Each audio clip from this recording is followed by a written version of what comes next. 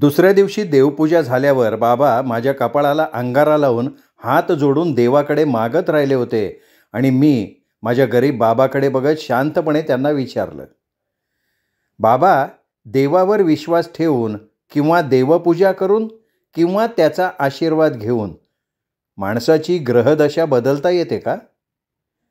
आणि बाबा ते ऐकून एवढे दचकले, पण दुसऱ्या क्षणी शांत होऊन ते म्हणाले, होय सोने, देवावर विश्वास असला तर प्रलय आणि वादळं थांबतात.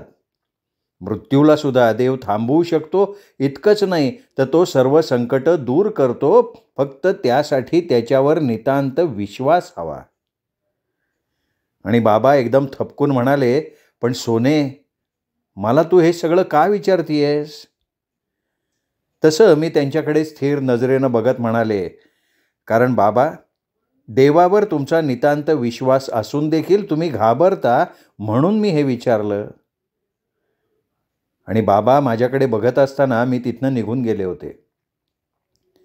त्या दिवशी बाबा येशा आणि मंजीला घेऊन शाळेत सोडून नेहमी येणाऱ्या केदार काकांची वाट बघत बसले होते.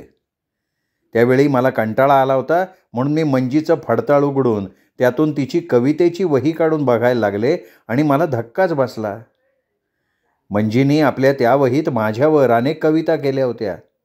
एक कविता तर अशी होती की निळ्या आभाळात चांदण्या चमचमतात, त्या ताई तुला अखंड आयुष्य मागतात. निळ्या आभाळात चांदण्या चमचमतात, त्या ताई तुला अखंड आयुष्य मागतात. हिरव्या झाडावरती पक्षी गातात, ते तुझ्या रूपाचं कौतुक करतात. खळखळ वाहणाऱ्या मारुती ओढ्यात ताई तुझं प्रतिबिंब मी पाहते, तुझं मायेचं हृदय मला त्या प्रतिबिंबात दिसते. ताई तुझं स्वर्गीय सौंदर्य असंच उमलत राहू दे. ताई तुझं स्वर्गीय सौंदर्य असंच उमलत राहू दे. जीवनातली सर्व सुख तुझ्या पायाशी लोळू दे. तुझ्या विना वेगळं जीवन कधी आम्हाला नसू दे. तुझ्या विना वेगळं जीवन कधी आम्हाला नसू दे. ताई तुझा आशीर्वाद तुझ्या मंजी येशावर नेहमी असू दे. ताई तुझा आशीर्वाद तुझ्या मंजी येशावर नेहमी असू देत. मंजीची ती गद्यातली वेडीवाकडी कविता वाचून मला इतकं रडू कोसळलं. मला आठवलं, ह्या माझ्या वाढदिवसाच्या दिवशी मला सगळ्यांनी काही न काही दिलेलं होतं. आमचा येशा दुपारपासून माझ्या मागेच घुटमळत होता.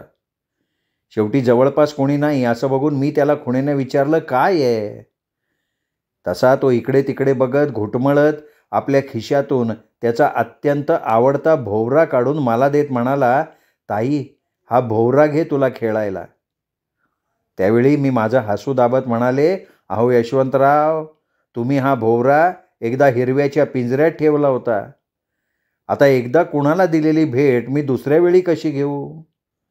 पण जर तुम्हाला मला वाढदिवसाकरता काही द्यायचं असेल तर तुम्ही मोठे झाल्यावर माझ्यासाठी मला एक सोन्याच्या फुलाची केसात माळायला वेणी घेऊन द्या.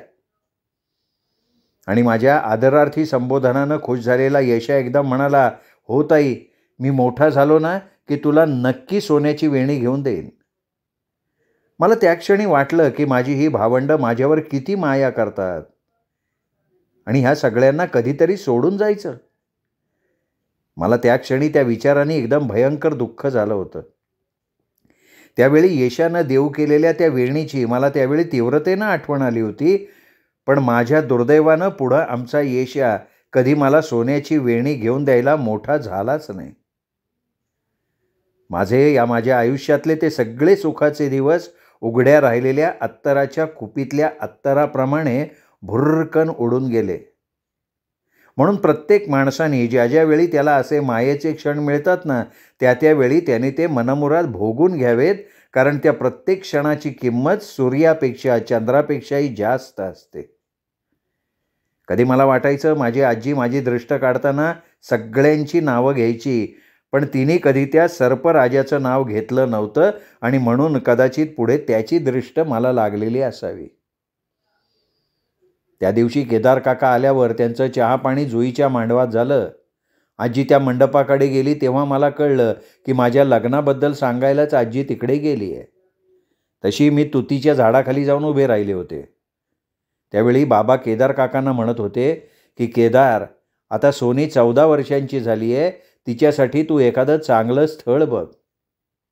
केदार काका म्हणाले, शंभू, आण रे ते रुक्मिणीची कुंडली. बाबा माझी कुंडली देत त्यांना म्हणाले, केदार, अरे सोनीची कुंडली जरा अशुभ नक्षत्राची आहे, त्यात मंगळ अग्रस्थानी आहे. मला तिच्याबद्दल फार काळजी वाटते रे. तिच्या नशिबी विवाह योग असला तर तो लाभदायक आहे का हानिकारक आहे हे कळायला मार्ग आहे का? पण केदार काका काही बोलण्यापूर्वी माझी आजी मध्येच म्हणाली, केदार, आता तूच सांग याला बाबा. हा सोनीची कुंडली अशुभ आहे, अशुभ आहे, तिला मंगळ आहे म्हणून सारखी चिंता करत बसतो.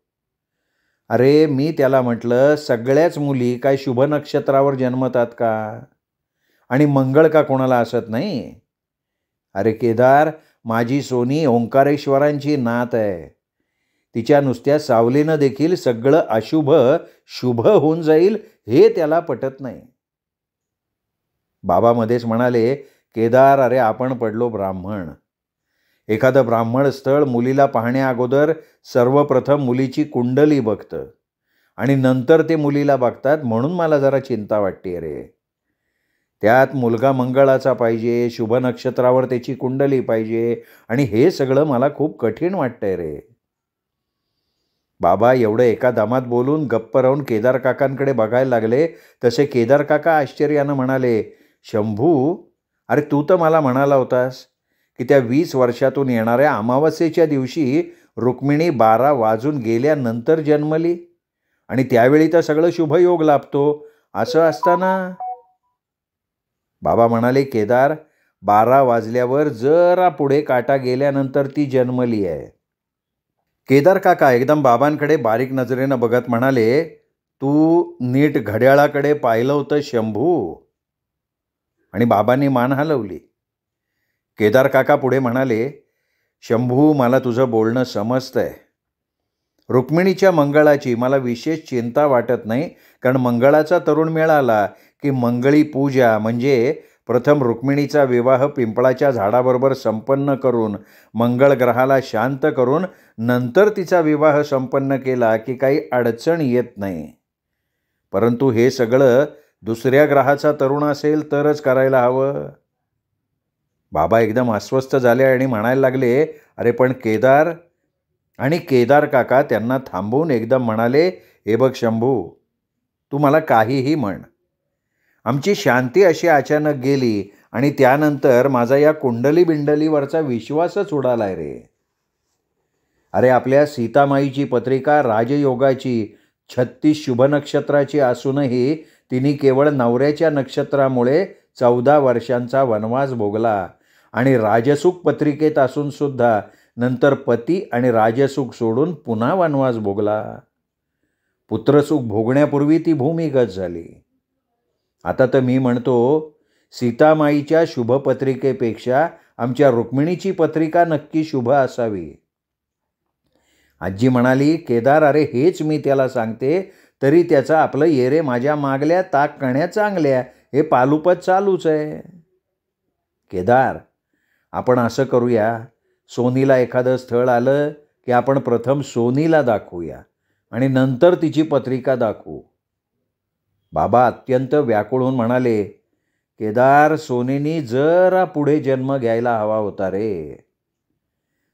आजी जरा रागानंच म्हणाली, तू पाहिलंस ना केदार, हा आमचा शंभू पूर्वीपासनं असा हळवा आहे. आता मी म्हणते, ब्राह्मणाने आपला धर्म जरूर पाळावा, पण त्याचा अतिरेक करू नये रे. हे बघ, आपलं नशीब आपल्याला घडवायचं असतं. आता मला सांग, अहिल्याला आपण शिळा होणार हे माहिती होतं का? अरे बाबा, सीता काय, अहिल्या काय आणि आपली सोनी काय, आपापल्या नशिबाच्या. हे असं होईल कोणाला माहिती होतं का? नाही ना. सांग याला, हा माझ्या सोनीची दिवस रात्र चिंता करत बसतो रे. केदार काका म्हणाले, तुम्ही योग्यच बोलताय. जा, रुक्मिणीला पाठवून द्या. मी तिला आशीर्वाद देऊन तिच्या विवाहाची जबाबदारी घेतो. आजी उठत म्हणाली, शंभू, मी चहा आणि खायला करते, तुम्ही दोघं आता माझघरात या. आणि हे बघ केदार, वत्सलाच्या पुढे सोनीच्या अशुभ कुंडलीबद्दल काही बोलू नकोस, कारण एक तर तिला कुंडली बिंडली काही माहिती नाही. पण सोनीचं काही अशुभ आहे म्हटलं की ती देवघरात नाही तर चुलीजवळ सतत डोळ्याला पदर लावून बसेल. म्हणून म्हणते हो, मी सोनीला पाठवून देते. आणि मी पटकन जाऊन अहिल्याच्या शिळेवर जाऊन बसले. आजी मला बोलवायला आली तेव्हा मी केदार काकांकडे गेले. त्यांनी प्रेमाने मला जवळ बोलवून म्हटलं, रुक्मिणी, पोरी, तुझ्या विवाहासाठी आता आम्ही स्थळं बघणार आहोत, ये, आशीर्वाद घे. मी पुढे होऊन त्यांच्या पायांना हात लावला होता आणि त्यांनी मला आयुष्यमान भव, सदा सुखी भव असा आशीर्वाद दिलेला होता. मला आत्ता ह्या क्षणी वाटतंय की केदार काकांना मी त्यावेळी ओरडून विचारायला हवं होतं की काका, असं म्हणतात ब्राह्मणाचे आशीर्वाद कधी खोटे ठरत नाहीत, पण आयुष्यभर देवाची पूजा अर्चा करून पवित्र झालेली तुमची पवित्र वाणी इतका खोटा आशीर्वाद कसा देऊ शकते हो? काही आमचे देवच खोटारडे आहेत. त्या दिवशी आमचे केदार काका जेवून खाऊन उमा काकूला डबा घेऊन माझी अशुभ पत्रिका आणि माझा सुंदर फोटो घेऊन जड पावलांनी आपल्या घरी जाण्यासाठी आमच्या कृष्णकमळाच्या फाटकातून निघाले. ते थोडे अंतरावर गेले होते की मी धावत जाऊन त्यांना हाक मारून सरळ विचारलं, काका, आमच्या शांतीच्या कुंडलीत मृत्यूयोग होता का हो? ते क्षणभर माझ्याकडे बघत राहिले आणि हलकेच म्हणाले, नाही ग रुक्मिणी, माझ्या शांतीच्या कुंडलीत कुठलाच मृत्यूयोग नव्हता, तर माझ्या आणि उमाच्या कुंडलीत मात्र दररोजचा मृत्यूचा योग असावा. एवढं बोलून ते खाली मान घालून हळूहळू निघून गेले होते आणि का कुणास ठाऊक त्या दूर दूर जाणाऱ्या केदार काकांकडे बघून मला बाबांसारखं एक विचित्र मानसिक समाधान मिळालं होतं. आणि त्याची जाणीव मला झाल्यावर मी मागे फिरून हलकेच पुटपुटले की शांते, मला क्षमा कर. मी आमच्या फाटकाजवळून आत आले आणि तिथंच बसलेलं ते मरतुकडं कुत्रं अचानक भेसूरपणे रडायला लागलं. आणि मी पाहिलं, बाबांनी धावत येऊन कधी नाही ते त्या कुत्र्यावर दगड भिरकावून त्याला मारला होता. नंतर ते बराच वेळ रस्त्याकडे बघत आपल्या विचारात उभे होते. आजीनी घरातून त्यांना तसं उभं असलेलं बघितलं तशी ती हळूहळू बाबांजवळ गेली आणि त्यांना म्हणाली की शंभू, अरे का उगच आपला जीव जाळत बसलायस? चल घरात चल, आपल्या सोनीचं सगळं काही ठीक होईल रे. मी हे सगळं अंगणातनं बघत होते. माझ्या बाबांनी माझा मृत्यूयोग केदार काकांना किंवा आजीला कुणालाच न सांगता ते त्या माझ्या मृत्यूयोगाचं ओझं एकटेच आपल्या डोक्यावर घेऊन उभे होते. मला त्या क्षणी त्यांची फार दया आली होती. मी धावत धावत बाबांकडे गेले, त्यांचा हात घट्ट धरून म्हणाले, बाबा, माझं तुम्ही कुठेही लग्न करू नका. मी हे घर सोडून जाऊ शकणार नाही आणि गेले तर मी मरून जाईन. बाबांनी पटकन माझ्या तोंडावर हात ठेवला आणि एकदम गैवरून म्हणाले, अगं बाळा, असं काही बोलू नकोस. अगं तुझं नशीब बदलण्यासाठीच मी तुझं लग्न करणार आहे. त्यावेळी मी पाहिलं, त्यांचे ते मायाळू डोळे अश्रूंनी भरले होते.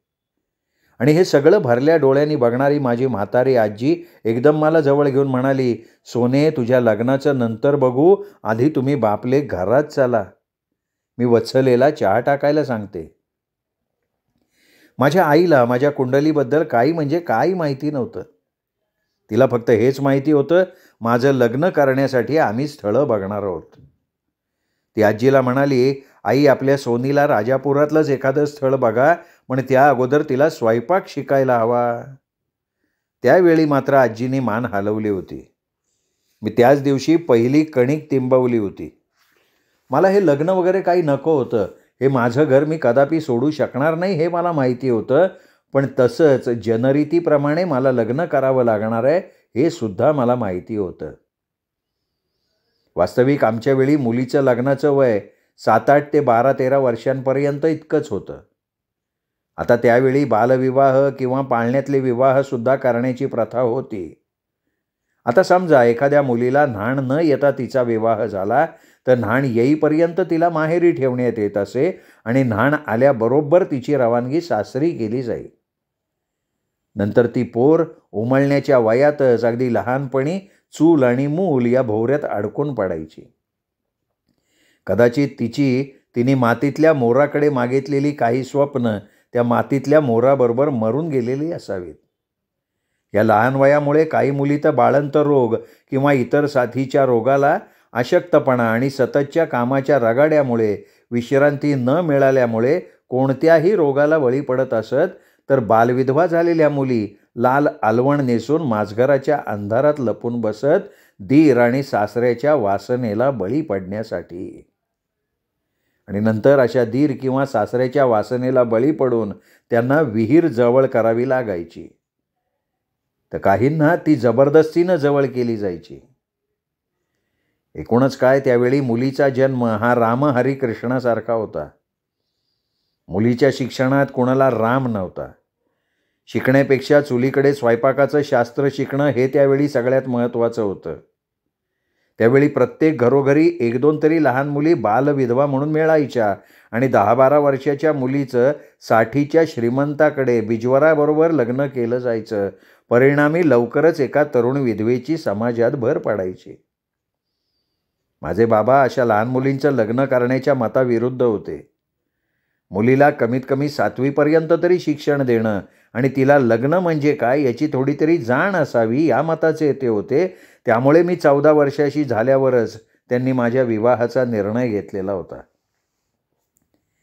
आजींनी केदार काकांना सांगितलं होतं की मला एखादं स्थळ आलं तर अगोदर सोनीला दाखवून नंतर तिची पत्रिका दाखवूया.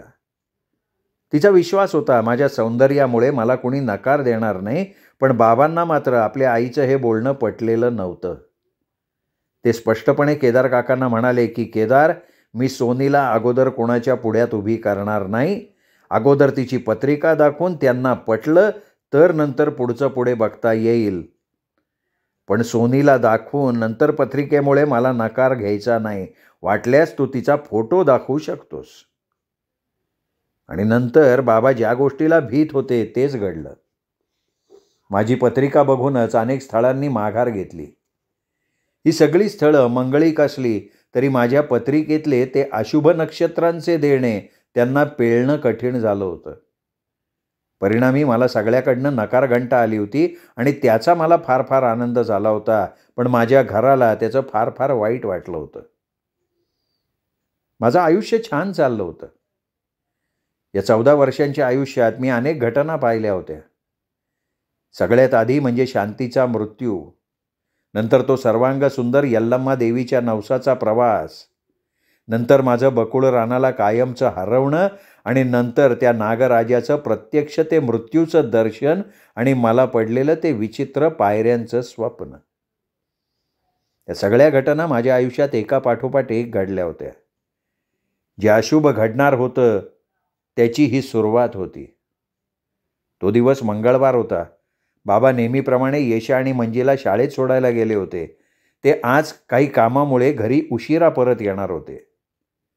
बाबा असे घरी नसले ना की आजी आणि आई अगदी निवांतपणे स्वयंपाकाला लागायच्या. नाहीतर बाबा त्या दोघींना 10 वेळा आपल्या भाजीबागेत बोलवून हे ते दाखवत बसायचे आणि त्यात त्यांना 10 वेळा चहा लागायचा. बाबा येण्या अगोदर केदार काका आमच्या घरी आले होते. त्यांचं चहापाणी आटोपल्यावर साहजिकच आजींनी त्यांना स्थळांबद्दल विचारलं. तेव्हा केदार काका डोकं हलवत म्हणाले, आई, मी माझ्या अनेक ओळखीच्या भटांकडे रुक्मिणीची पत्रिका आणि फोटो दिलेत. पण मी स्पष्ट सांगतो, रुक्मिणीला तिच्या पत्रिकेमुळे सामान्यातल्या सामान्य स्थळाकडून सुद्धा नकार आलाय.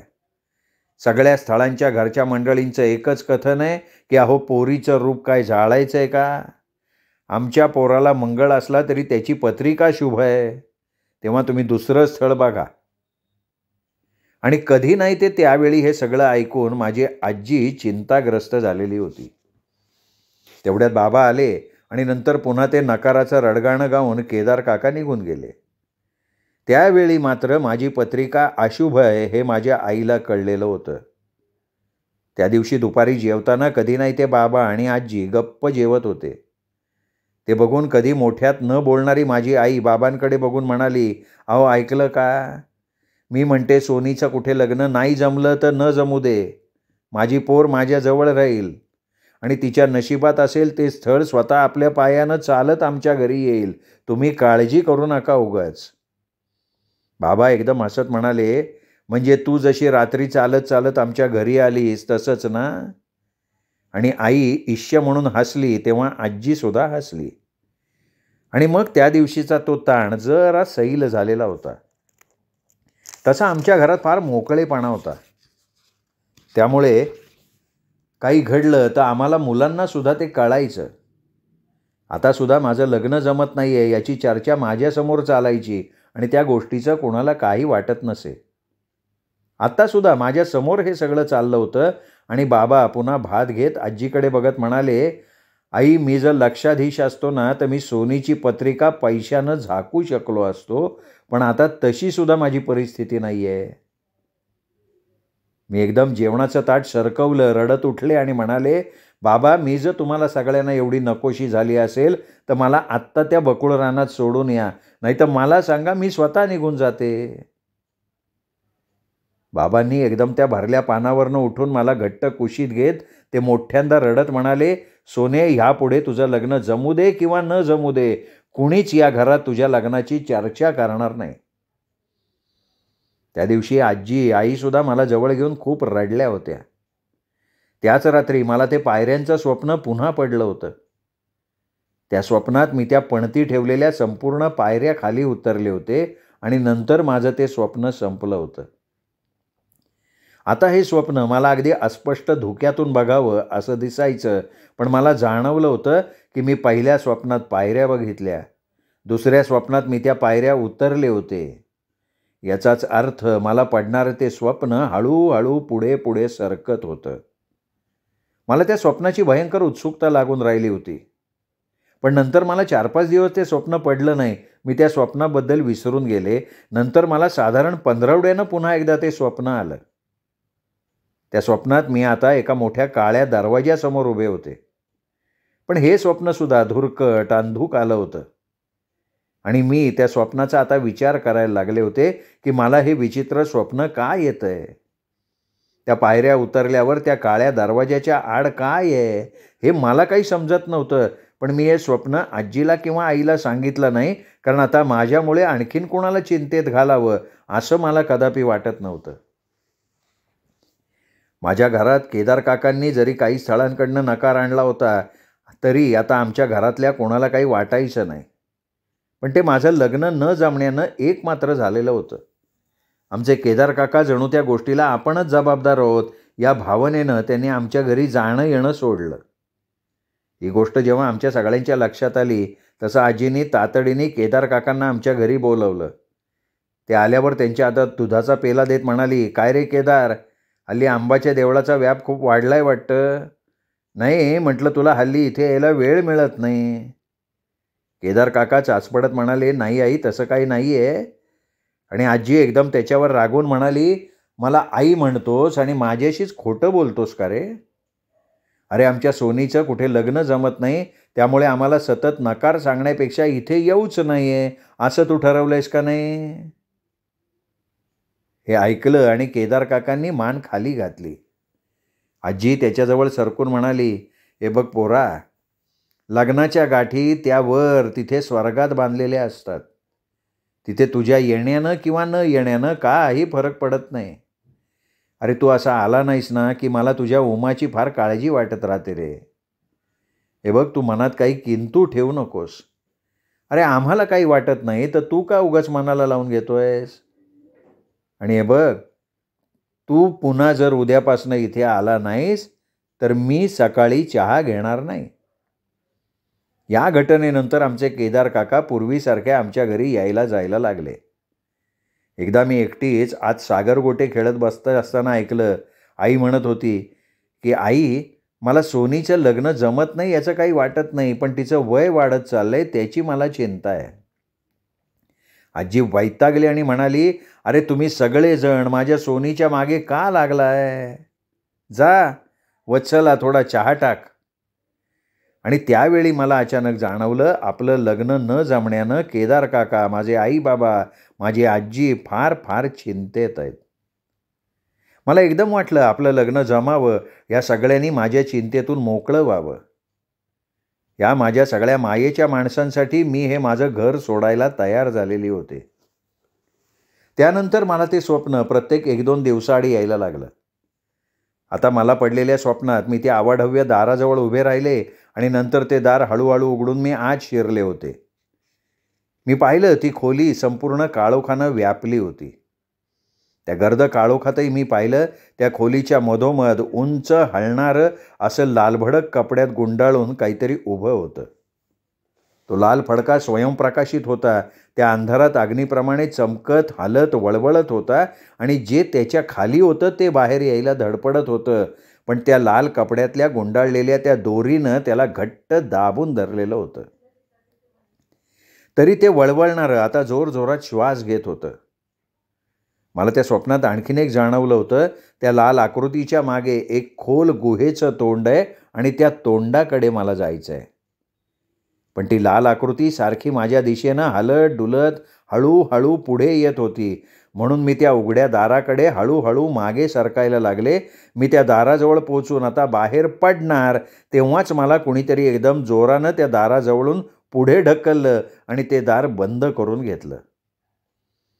ते उंच लाल आकृती एकदम माझ्या अंगावर झेपावलेलं होतं. मी अत्यंत घाबरून आज्जे आज्जे करत उठले. मी आजीकडे बघितलं, ती शांत झोपली होती. येशा मंजीसुद्धा शांत झोपली होती. ते हिरव्या दोरीवर आणि पांढऱ्या माझ्या पायाजवळ घोरत पडलेला होता. म्हणजे मी एवढ्या जोरात आजीच्या नावानं ओरडले तरी ते कोणीच ऐकलं नव्हतं. याचा अर्थ ते स्वप्न फक्त माझ्यापुरतं होतं. मला जाणवलं की मी हळूहळू त्या विचित्र स्वप्नाशी बांधलं जाऊन त्या स्वप्नाचं आणि माझं एक अनामिक नातं आपोआप जुळलं जात आहे. त्या रात्री मी ठरवलं आपण या स्वप्नाबद्दल बाबांना नाही पण केदार काकांना तरी विचारायचं. पण त्यासाठी मला ते सगळं स्वप्न पूर्ण होईपर्यंत वाट बघावी लागणार होती. कारण माझी आजी नेहमी म्हणायची की माणसाला येणाऱ्या प्रत्येक स्वप्नाला अर्थ असतो आणि वारंवार येणारं एखादं स्वप्न हे त्याला काहीतरी संदेश देत असतं. म्हणून वेळीच त्या स्वप्नाचा अर्थ माणसानं समजून घेतला तर पुढे होणारा अनर्थ टाळता येतो किंवा पुढे येणारं सौख्य आपण समजू शकतो. म्हणून माझं हे स्वप्न एकदा का पूर्ण झालं की मी ते केदार काकांना सांगायचं ठरवलं. आता ह्या मला पडणाऱ्या स्वप्नामुळे माझ्यावर एक प्रकारचं दडपण येऊन मी अबोल झाले होते. मला आता अचानक एक जाणीव व्हायला लागली की ते स्वप्न फार अशुभ आहे आणि माझ्याकडे लवकरच काही अशुभ घडणार आहे. एकदा तर मी स्वप्नात मंजी आणि यशाला बकुळ रानाकडे पळत सुटलेलं पाहिलं. त्यावेळी मी त्यांना ओरडून सांगत होते, तिथे जाऊ नका, तिथे जाऊ नका, परत या. आणि येशा आणि मंजी परत वळून माझ्याकडे धावत येत असताना त्या बकुळ रानातल्या त्या सगळ्या राक्षसिणींनी त्या दोघांना धरलं होतं. मी रडत ओरडत उठले तेव्हा सगळं घर माझ्या भोवती गोळा झालं होतं. त्यावेळी मी फक्त एवढंच माझ्या माणसांना सांगितलं की मला त्या राक्षसिणीचं स्वप्न पडलं होतं आणि आईने चहाचं आधण चुलीवर चढवलं होतं. आजीनी एवढ्या रात्री माझी दृष्ट काढली होती. यावेळी मला एक जाणवलं होतं की मी या स्वप्नात ओरडले ते माझ्या घरानं ऐकलं होतं. पण त्या पायऱ्यांच्या स्वप्नात मी किती ओरडले तरी ते कोणाला ऐकू यायचं नाही आणि हे फार विचित्र होतं. त्या सकाळी मी लवकर उठल्यावर आधी येशा मंजीला जवळ घेतलं आणि म्हणाले, येशा मंजी, काहीही झालं तरी तुम्ही कधी त्या बकुळ रानात जायचं नाही. त्या दोघांनी माना डोलावल्या. त्यानंतर एकदा दुपारी मला ते पायऱ्यांचं स्वप्न पुन्हा आलं. त्या स्वप्नात मी स्वतःला त्या गुहेच्या तोंडाशी उभे राहिलेलं पाहिलं आणि नंतर मी हलकेच त्या गुहेत शिरले. ती गुहा अगदी पांडवकालीन असावी तशी होती. त्या गुहेत काळोख भरला होता पण दूरवर काही प्रकाशाची रंगीबेरंगी प्रकाश किरणं हलकेच नाचत होती. मला त्या स्वप्नात तिथल्या त्यात गर्द काळोखाची अतिशय भीती वाटत होती. माझा जीव कसल्या तरी भयंकर भीतीने गुदमरून गेला होता. त्या तिथे काळोखात सर्वत्र काहीतरी भयानक होतं. मला त्या काळोखापासून दूर दूर जायचं होतं. मी भीतीने अचानक त्या प्रकाशाच्या दिशेनं पळत सुटले होते आणि मला पळताना सुद्धा जाणवलं होतं की माझ्या पायाखाली जिथे तिथे काळ्या केसांचा आणि चिकट द्रवाचा स्पर्श होतोय. आणि मी त्या प्रकाशाकडे पळतच आले तर तिथे एक गोल गुहेचं तोंड होतं, पण ते गुहेचं तोंड आत्ता बंद होतं. मी त्या बंद दाराच्या फटीतून बघितलं. त्या गुहेतच तो रंगीबेरंगी प्रकाश चमचम करत होता. त्या प्रकाशाची काही किरणं त्या गुहेच्या दाराच्या फटीतनं बाहेर झिरपत आली होती. मी त्या प्रकाशाच्या तिरिपेत राहून माझ्या पायाकडे बघितलं आणि मी भयंकर भीतीनं शहारले. माझे ते गोरे पाय लांब केसांनी भरून, ते सगळे केस रक्तानी माखून माझ्या पावलात गुरफटले होते. ते लांब केस कोणा तरुणीच्या डोकीवरून उपटून काढल्याप्रमाणे त्या केसांना डोक्याची चामडी चिकटलेली होती आणि आता ते रक्तानी भरलेले केस माझ्या पायांना चिकटले होते. ते पाहून मी घाबरून आज्जे आज्जे करून ओरडत माझे पाय झाडत असताना मला जाग आली. मी जागी झाले तर मी संपूर्ण घामानं भिजून चिंब झाले होते. माझी छाती विलक्षण वेगानं धडधडत होती. मी इतकी घाबरून ओरडले तरी माझं सगळं घर मात्र शांत झोपलं होतं आणि त्याचा अर्थ मला कळत नव्हता. मी नंतर हळूच उठून बसले तर आजी एकदम उठली, म्हणाली, "सोने, काय झाले?" मी माझा घाम पुसला, म्हणाले, "काही नाही आज्जे, मी मोरीत जायला उठले होते, तू झोप." आजी बरं म्हणाली, पुन्हा झोपली. नंतर मी खरंच उठून मोरीकडे गेले आणि मला एकदम भडभडून उलटी झाली. मी नंतर माझं तोंड पुसून थंड पाणी पिऊन पुन्हा आजीजवळ आले आणि का कुणास ठाऊक मला प्रचंड रडू कोसळलं. मला त्यावेळी जाणवलं की त्या स्वप्नात मी एकटीच गुरफटली जातीये आणि ते स्वप्न मला माझ्या घरच्या माणसांपासून दूर नेतंय. मी एकदम घाबरून आजीच्या कुशीत शिरले आणि पुटपुटले, "आजी, मला कुशीत घे गं." माझ्या आजीनी मला आपल्या कुशीत घट्ट घेतलं. नंतर मात्र मी सकाळी पांढऱ्याच्या चाटण्यानं उठले तेव्हा मी अगोदर माझे पाय बघितले. माझे पाय गोरे, गुलाबी आणि स्वच्छ होते. श्रोते हो, तुम्ही ऐकत होतात आयडा बॅरेटो लिखित सोनसळी या कादंबरीचा आजचा भाग इथेच संपला. पुढचा भाग ऐकण्यासाठी उद्या भेटूयात दीपक रेगे कथाकथन चॅनलवर. तोपर्यंत नमस्कार श्रोते हो.